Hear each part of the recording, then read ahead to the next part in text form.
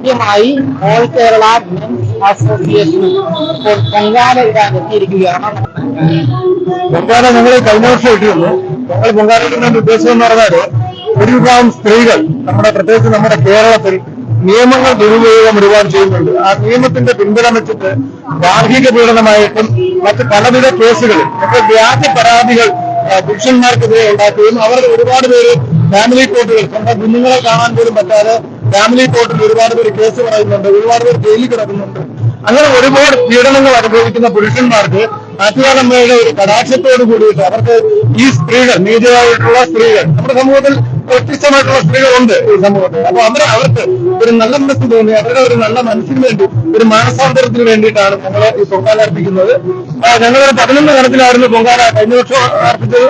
ഇപ്പോഴും അതായിരുന്നു. പക്ഷേ ഞങ്ങള് കയറുകെട്ടൊക്കെ ഒരാഴ്ചയ്ക്ക് മുന്നേ ഇവിടെ തിരിച്ചിരുന്നു. പക്ഷേ അവിടെ വന്ന് നമ്മുടെ സഹോദരിമാര് അവര് വന്ന് രാവിലെ ഇവിടെ എല്ലാം കയറി. പക്ഷെ അതുകൊണ്ട് ഞങ്ങള് അവർക്കുള്ള സൗകര്യം ചെയ്തു കൊടുത്ത് ഞങ്ങൾ 3 കലത്തിലാക്കി ഞങ്ങൾ ചുരുക്കിയിട്ട് ഞങ്ങള് ആറ്റുകാലമ്മയ്ക്ക് ഞങ്ങളുടെ എന്താ പറയാ ഹൃദയപൂർവ്വം ഞങ്ങളത് അർപ്പിക്കുകയാണ്, പൊങ്കാല അർപ്പിക്കുകയാണ്.